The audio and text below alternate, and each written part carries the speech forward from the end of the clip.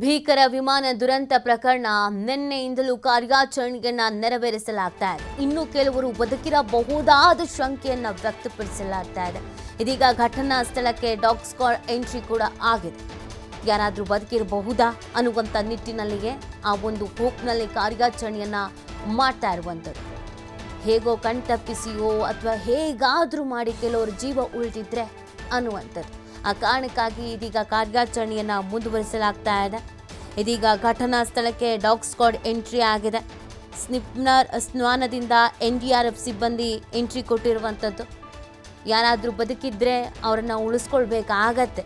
ಆ ಕಾರಣಕ್ಕಾಗಿ ಕಾರ್ಯಾಚರಣೆಯನ್ನು ಮಾಡಲಾಗ್ತಾ ಇದೆ. ನಿನ್ನೆ ಕಾರ್ಯಾಚರಣೆಯನ್ನು ಮಾಡುವಂಥ ಸಂದರ್ಭದಲ್ಲಿ ಸ್ವಲ್ಪ ಮಟ್ಟಿಗೆ ಹಿನ್ನಡೆಯೋ ಆಗಿತ್ತು. ಯಾಕಂದರೆ ಅಷ್ಟರ ಮಟ್ಟಿಗೆ ಬೆಂಕಿಯ ಕೆನ್ನಾಲಿಗೆ ಹೊತ್ತು ಉರಿತಾ ಇತ್ತು. ಹಾಗಾಗಿ ಅಷ್ಟು ಈಸಿಯಾಗಿ ಬೇಗ ಕಾರ್ಯಾಚರಣೆಯನ್ನು ಮಾಡೋದಕ್ಕೆ ಸಾಧ್ಯ ಆಗಿರಲಿಲ್ಲ. ಈಗೆಲ್ಲವೂ ಪರಿಸ್ಥಿತಿಗೆ ಹತೋಟಿಗೆ ಬರ್ತಾ ಇದೆ, ನಿಯಂತ್ರಣಕ್ಕೆ ಸಿಗ್ತಾ ಇದೆ.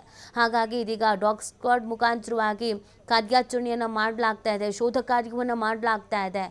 ಎಲ್ಲಾದರೂ ಯಾರಾದರೂ ಒಬ್ಬರಾದರೂ ಬದುಕಿದ್ರೆ ಸೇವ್ ಮಾಡಿದ್ರೆ ಒಂದು ಜೀವ ಉಳಿಯತ್ತೆ. ಹಾಗಾಗಿ ಈ ರಕ್ಷಣಾ ಕಾರ್ಯಾಚರಣೆಯನ್ನು ಮುಂದುವರಿಸ್ತಾ ಇರುವಂಥದ್ದು. ಘಟನಾ ಸ್ಥಳದಲ್ಲಿ ಪರಿಶೀಲನೆಯನ್ನು ನಡೆಸಲಾಗ್ತಾ ಇದೆ. ನೀವು ದೃಶ್ಯದಲ್ಲಿ ಗಮನಿಸ್ತಾ ಇದ್ದೀರಾ. ಈ ದುರಂತದಲ್ಲಿ ಹಾಸ್ಟೆಲ್ನಲ್ಲಿ ಇದ್ದವರು ಅನೇಕ ಅಮಾಯಕರು ಪಾಪ ಬಲಿಯಾಗಿದ್ದಾರೆ. ಇನ್ನು ಕೆಲವರು ಕೈಕಾಲು ಕಳ್ಕೊಂಡಿದ್ದಾರೆ. ಕೆಲವರಿಗೆ ಗಂಭೀರವಾದಂಥ ಗಾಯಗಳಾಗಿದೆ. ಹಾಸ್ಟೆಲ್ನಲ್ಲಿ ಅನೇಕ ಮಂದಿ ಇದ್ದರು ಅನ್ನೋದ್ರ ಬಗ್ಗೆ ಮಾಹಿತಿ ಇದೆ.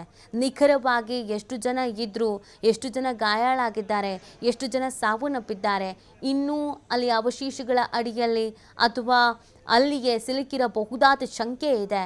ಹಾಗಾಗಿಯೇ ಈ ಕಾರ್ಯಾಚರಣೆಯನ್ನು ನಡೆಸಲಾಗ್ತಾ ಇದೆ.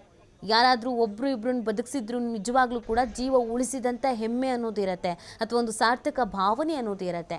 ಹಾಗಾಗಿ ಅವರಿಗಾಗಿ ಹುಡುಕಾಟವನ್ನು ನಡೆಸೋದಕ್ಕೆ ಈ ಒಂದು NDRF ಟೀಮ್ ಸಾಕಷ್ಟು ಪ್ರಯತ್ನವನ್ನು ಪಡ್ತಾ ಇದೆ. ನೋಡಿ, ನಿನ್ನೆ ಕಾರ್ಯಾಚರಣೆ ಮಾಡುವಂಥ ಸಂದರ್ಭದಲ್ಲೂ ಸವಾಲುಗಳಂತೂ ಎದುರಾಗಿದ್ವು. ಆ ಸವಾಲುಗಳ ಎಲ್ಲವನ್ನ ಮೀರಿಯೂ ಕೂಡ ಪ್ರಯತ್ನವನ್ನು ಪಡಲಾಗಿತ್ತು. ತಮ್ಮ ಜೀವದ ಹಂಗನ್ನು ತೊರೆದು ಅಲ್ಲಿನ ಸ್ಥಳೀಯರಾಗಿರ್ಬೋದು, ಜೊತೆಗೆ NDRF ಟೀಮ್ ಆಗಿರ್ಬೋದು, ಪ್ರತಿಯೊಬ್ಬರು ಕೂಡ ಕಾರ್ಯಾಚರಣೆಯನ್ನು ಮಾಡಿದ್ದಾರೆ. ಅದೇ ರೀತಿಯಾಗಿ ಇವತ್ತು ಸ್ವಲ್ಪ ಪರಿಸ್ಥಿತಿ ಎಲ್ಲವೂ ಕೂಡ ಹತೋಟಿಗೆ ಬಂದಿದೆ.